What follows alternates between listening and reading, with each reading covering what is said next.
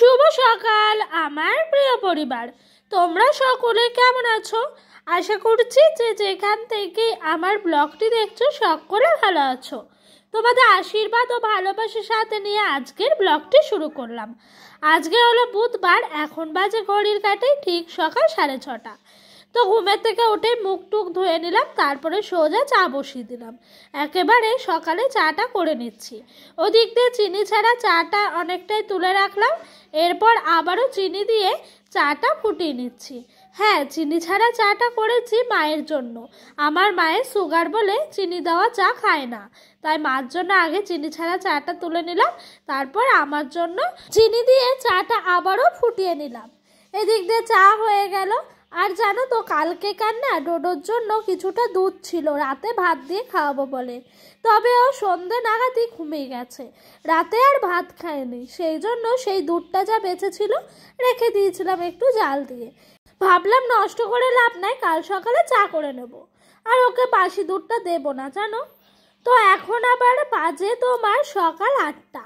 তো ওদিক দিয়ে আমার বিছানা তোলা, ডোডোকে পড়তে বসানো সমস্ত কিছুই হয়ে গেছে। তারপরে ভাবলাম ভাতটা বসিয়ে দিই। ভাত বলতে আমরা রাতে খাই না, সকালের আর দুপুরের ভাতটা একেবারে বসিয়ে দিচ্ছি। ওই 1.5 কৌটো মতো চাল নিলাম, এতে করে আমার মায়ের ডোডোর পুরোপুরি দুপুরকার খাওয়া দাওয়াটা এবং ডোডোর শুধু সকালকার খাওয়া দাওয়াটা হয়ে যাবে। ওদিক দিয়ে ভাতের চালটা যেহেতু মেপে আনলাম, তাই এদিক দিয়ে কচুটা সিদ্ধ দেবো। মা বলেছে যে একটু কচু সিদ্ধ দিতে। কেন জানো তো, আমার শ্বশুর বাড়িতে না সেরকমভাবে কেউ কচু সিদ্ধ খান না, সেই কারণে কচুটা সিদ্ধ দেওয়া হয় না বলে এখানে আসলাম। এসে মা বললো কচু সিদ্ধ দিস, কচু সিদ্ধ দিলে ভাল লাগবে খেতে। তো আমি ভালোবাসি বলে আরও মা বলেছিল, তার জন্য কচু দুটো ছিল বলে দুটো কচুই আমি সিদ্ধ দিয়ে দিচ্ছি। তবে জানো তো, কচু সিদ্ধটা এখনই ভালো লাগবে, এরপরে শীত পড়ে গেলে তখন কিন্তু আর কচু সিদ্ধ ভালো লাগবে না, তখন কচু খাওয়াও যাবে না, কারণ লোট জিনিস তো, লোট জিনিস বেশি খাওয়া যায় না। সেই জন্য জানো তো, এখন কার্তিক মাস প্রায় মাঝামাঝি চলছে, এখন কিন্তু বেশ শীত পড়ে যাচ্ছে। আর শীত পড়বে কি তার আগে দিনটা যেন অনেকটাই ছোট হয়ে যাচ্ছে। এখন অনেকটাই দিন ছোট হয়ে গেছে। এই ছোট দিনের বেলায় কাজ করে ওঠা খুবই কষ্টকর, বিশেষ করে ছোট বাচ্চাদের নিয়ে কাজ করাটা ভীষণ কষ্ট। তাই যেন তো সকাল সকাল উঠে সবার আগে প্ল্যান করে নিই সকালে কোন কাজটা কোনটার সময় করব এবং কখন করব। তাই প্ল্যান করে করে কাজগুলো করি বলে খুব সুন্দরভাবে সমস্ত কাজ কিন্তু আমার গুছিয়ে পরিপাটি করে করা হয়ে যায়। জানো তো, এখন বাপের বাড়িতে এসছি, একদম অন্যান্য রুটিন হয়ে গেছে। সেই সমস্ত রুটিনগুলো পালন করতে গেলেই না দেখি যেন কাজ একেবারে অন্যরকম হয়ে যায়। তবে প্ল্যান করে নিলে তখন আবার বেশ সঠিক সময়ের মধ্যে সুন্দরভাবে গুছিয়ে পরিপাটি করে সমস্ত কাজকর্ম আমার সারা হয়ে যায়। তো এই দেখো, এদিক দিয়ে কিন্তু চালটিও ধুয়ে নিচ্ছি, ওদিক দিয়ে আমার কচুর খোসাটাও ছাড়ানো হয়ে গেল। আমরা বাড়ির গৃহিণীরাই জানি সংসারের সমস্ত কাজকর্ম টাইম টু টাইম করা কতটা কষ্টকর। তবে গরমকালে কষ্ট হয় ঠিকই, গরমের বেলাটা বড় পাওয়া যায়, তখন ঠিক টাইমের মধ্যে সমস্ত কিছুই ম্যানেজ হয়ে যায়। তবে এখন যে শীত পড়ে গেছে, এখন সময় যেন আমাদের কাজের আগে ছুটে চলেছে। সময়ের সঙ্গে ছুটতে গেলে সকাল সকাল উঠে কাজগুলো সেরে নিতে হবে, না হলে কিন্তু সময়ের সঙ্গে পাল্লা দিতে পারবোই না। তাই জানো তো, সময় উঠে সময় কাজগুলোও সেরে নিই। এখন বাজে অনেকটাই সকাল, ওই 8টা 8:30। তবে এখন থেকে যদি কাজগুলো না করি তাহলে জানো তো সময়ের মধ্যে সমস্ত কিছু হবে না। আরও সময় বলতে কি বলো তো, ডোডোকে সকালে খাওয়াতে হবে, সেই জন্য তাড়াতাড়ি করে নিলাম। এদিক দিয়ে ডোডো দুষ্টু মিষ্টু দুটো মিমি এসছে, তো ওই মিমিগুলো ওর সঙ্গে খেলা করছে। পাপা হাই বলে দাও, হাই বলো, তুতুল হাই কর, সুদীপ্তা হাই কর, হ্যাঁ তো ওরা তো ওই দিক দিয়ে খেলা করছে, এদিক দিয়ে মা বাজার থেকে সবজি নিয়ে চলে এসছে। এনেছে এখানে 3টে মতো বেগুন, আর বললো পটল আছে 10 টাকার, মূলো আছে 10 টাকা, শিম আছে 20 টাকার, আর এই যে এই ফুলকপিটা এটার দাম নিয়েছে 15 টাকা। দেখো কম টাকায় কিন্তু অনেক সবজি চলে এসছে। এখন শীতের দিনে এই মজা, অল্প পয়সায় অনেক সবজি বাজার আসে ব্যাগ ভর্তি করে, কিন্তু এটা গ্রীষ্মকালে কোনো মতেই সম্ভব নয়। এদিক দিয়ে ডোডোকে বসিয়ে দিয়েছি স্কেচ পেন দিয়ে। আজকে স্কেচ পেনগুলো কিনে এনেছি। তো ওকে জানো তো ফোন ছাড়া রাখার কিছু টেকনিক আমি খাটাই বাচ্চাদের। এই ধরো এগুলো যদি দিয়ে রাখি ও কিন্তু খুব সুন্দরভাবে খেলা করে, পড়া করে, আর তখন ফোনের কথা একটুও ভুলে বলে না। তাই ওকে সবসময় জানো তো এটা ওটা দিয়ে ভুলিয়ে রাখার চেষ্টা করি। এখন বাড়ির থেকে বেশি বের করি না, যেহেতু আমাদের জানো তো এখানে বাড়ির সামনে ড্রেন, আর আমার ভীষণ ভয় লাগে যদি ড্রেনে পড়ে যাই, সেই জন্য বাড়ির মধ্যেই সবসময় রাখি। তো মা এসছে, কি রান্না হবে আমরা দুজনেই ভেবে উঠতে পারছিলাম না। ফ্রিজে একটু তরকারি আছে, তো মাকে বললাম ফ্রিজে যেহেতু তরকারি আছে বেশি কিছু করার দরকার নাই, কচু সিদ্ধ দিয়েছি, ভাত করেছি, তাহলে এক কাজ করো এই পটল আর আলু ভাজা করো, তার সাথে একটু ডাল করো, আর ভাতের সাথে গরম গরম ডিমের অমলেট খাবো। মা বললো ঠিক আছে, তুই যা চাস তাই হবে। তাই আমার মতো করেই তরকারিগুলো আজ রান্না হলো। জানো তো আমার না এভাবে পটল আলু শিম দিয়ে ভাজা খেতে না ভীষণ ভাল লাগে। আর শীতকালে তো যত পারো সবজি উঠছে, এখন তো সবজি দিয়ে খেতে কি না ভাল লাগে। ওদিক দিয়ে আমার রান্না বান্না মোটামুটি হলো, একেবারে বাসন মাজতে এসেছি। জানো তো সবাই মিলে এক কাজ নিয়ে পড়ে থাকলে হয় না। আমি ওই দিক দিয়ে রান্না বান্নাটা সারছি বলে মা নিজে কি করলো জানো, ডোডোকে স্নান করিয়ে দিল, সাজিয়ে দিল।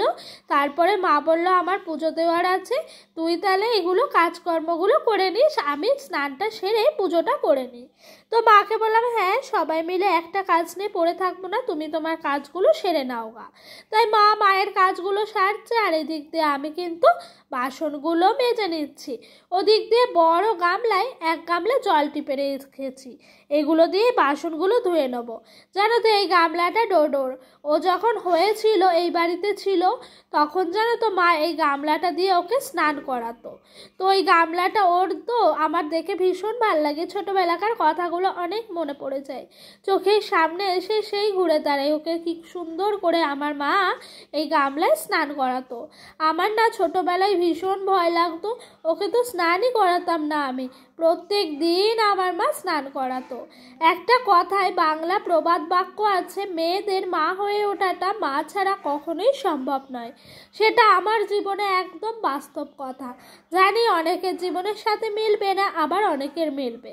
দেখো আমার শাশুড়ি মা আছে ঠিকই, কিন্তু উনি প্রায় অসুস্থ, উনি চাইলেও কিছু করতে পারেন না, তাই ওনার কাছ থেকে আমার আশা করাটা একদমই বৃথা।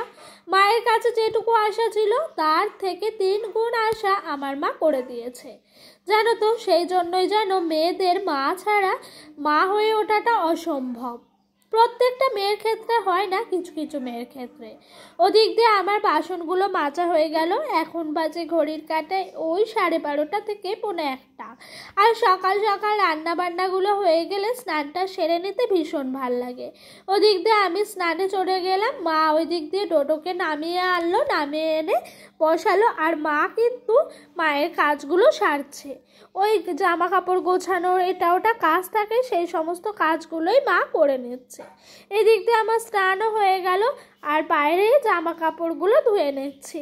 জানো তো আমাদের এই দিকটাই না পুরো শহরও না, পুরো গ্রামও না, তাই জানো তো এরকমই কালচারটা।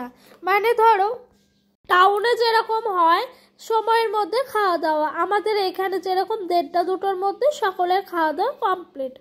আবার কি বলো তো আমাদের এটা টাউনের সাথে একদম লাগানো, আর এই জায়গাটা পুরো শহরই, কিন্তু আমরা গ্রাম পঞ্চায়েত, মানে এই জায়গাটা পঞ্চায়েতের আন্ডারেই আছে।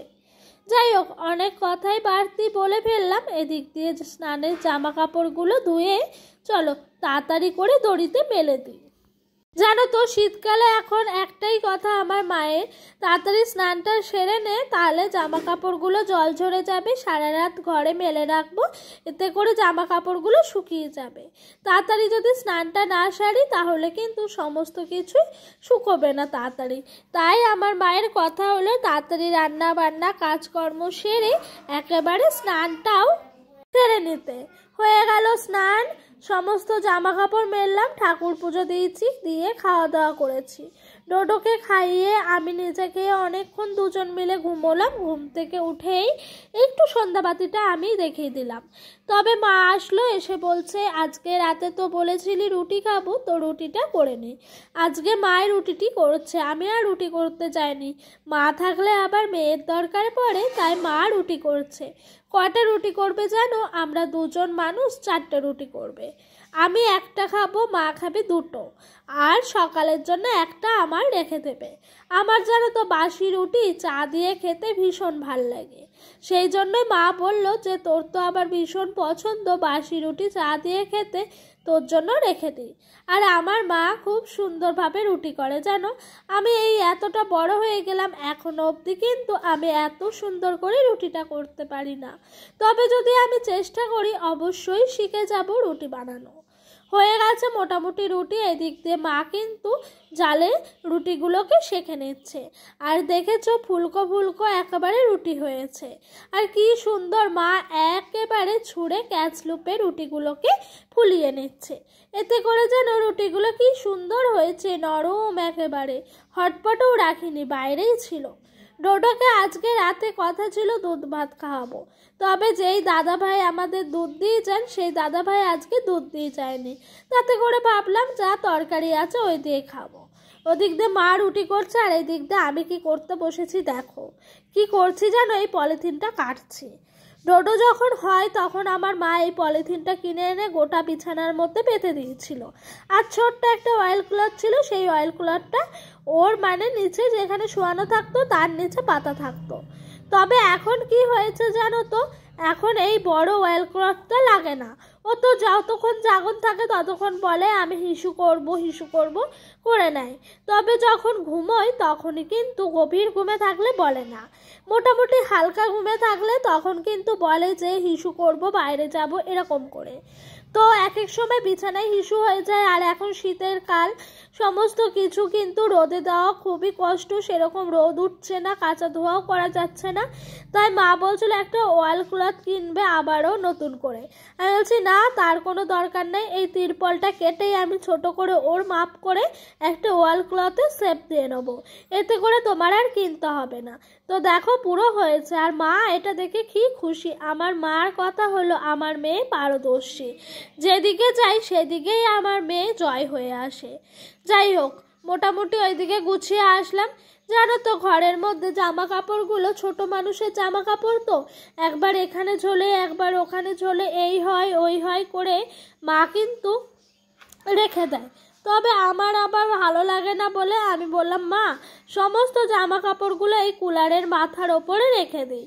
ওদিক দিয়ে ডোডো আমার সাথে একটু খেলা করছে, আর এই দিক দিয়ে আমি জামা কাপড়গুলো গুছিয়ে নিচ্ছি মায়ের সাথে গল্প করতে করতে। আজ যেন মাথা চপচপে করে তেল দিয়েছি, তার জন্য না কেমন একটা ন্যাপা ন্যাপা লাগছে। তবে ভালোই হয়েছে, খুব মাথা ঘোরে জানো, কি বলবো কি হয়েছে আমি নিজেও জানি না, ভীষণ মাথা ঘোরে এক এক সময়। তাই মা বললে একটু মাথা চপচপে করে তেল দে, তাহলে দেখ যদি মাথা ঘোরাটা কমে। তার জন্যই আমি কিন্তু মাথা চপচপে করে তেল দিয়েছি। আর মায়ের সাথে কি যে বকবক করছিলাম নিজেও জানি না। তো বন্ধুরা চলো জামা কাপড়গুলো গুছিয়ে নিই। আজকের মতো ভিডিওটা কিন্তু এখানেই শেষ করলাম। আচ্ছা, তোমাদের আমার ভিডিওটা এখনো অবধি যারা যারা দেখছো কেমন লাগলো অবশ্যই কিন্তু কমেন্ট বক্সে এসে কমেন্ট করে জানিও। যদি আমার ভিডিওটা তোমাদের অনেক অনেক ভালো লেগে থাকে তাহলে একটি লাইক আর কমেন্টের মাধ্যমে কিন্তু তোমরা কমেন্ট করে বলে যেও কেমন হয়েছে। আর যদি ভিডিওটা তোমাদের দেখে আরও ভালো লাগে তাহলে যদি তোমাদের ইচ্ছে হয়, মন চায়, তবে আমার চ্যানেলটি সাবস্ক্রাইব করে আমার পাশে থেকে যেও। সকলে ভালো থেকো, সুস্থ থেকো, বাই। দেখা হবে নেক্সট